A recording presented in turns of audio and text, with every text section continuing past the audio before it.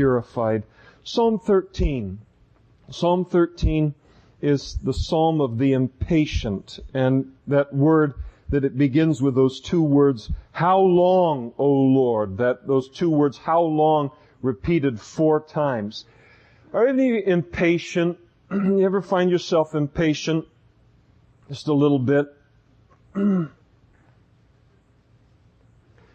ever find yourself behind people at intersections that don't know that during that green light it's okay to turn? I mean, not just when it's green arrow for them to turn, but when it's a green light, it's okay to creep out there. And not just to creep out there so they can make the light, but creep out a little further so that those of us who are right behind them can make the light.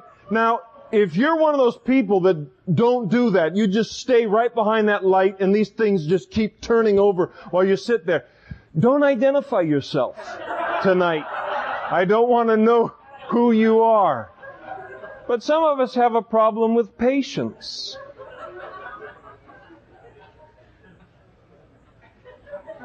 Some of you are upset that I'm waiting so long to get into this psalm. You want to know what it has to say to you. So it's a psalm of the impatient. Make it a friend of yours at red lights. He says, how long, O Lord, will you forget me forever? He says, how long will you hide your face from me? And again, the patience of God can drive the impatient person crazy. Now, you're kind of in state-of-the-art impatient when you're not only impatient with others, but now you get impatient with God. And that's the psalmist. He's impatient with the Lord here. The Lord's taking too long to do what, the psalmist knows he ought to do. How long shall I take counsel in my soul? I'm making all these plans for you and you're not doing them. Having sorrow in my heart daily. How long will my enemy be exalted over me? So the repetition of how long. Consider and hear me, O Lord my God. Enlighten my eyes, lest I sleep the sleep of death. I'm going to die. Lest my enemies say, I've prevailed against him. Lest those who trouble me rejoice when I am moved. God, if you don't hurry, it's it for me. It's curtains. Now, one of the neat things about it is we have the great privilege or the great something or other. Be patient with me. But we know the story of David because we've got it right there in the Old Testament.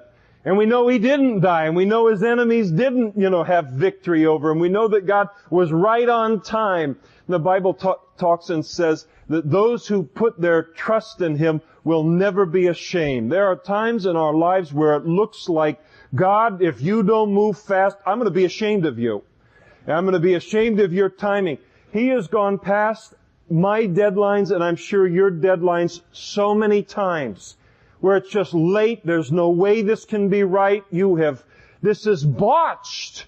And here your promise has been ruined in my life, proven wrong. And then you find out later that, man, what he was putting together. And so, David's struggling with the same thing. And then in verse 5 he says, but I've trusted in your mercy. My heart shall rejoice in your salvation. If you say, there's nothing to rejoice in. Yeah, there is. You're saved and you weren't before. I will sing to the Lord because he has dealt bountifully with me. Psalm 14. It's a psalm about the fool. And God says, the fool has said in his heart, there is no God. Well, it's not very politically correct, is it?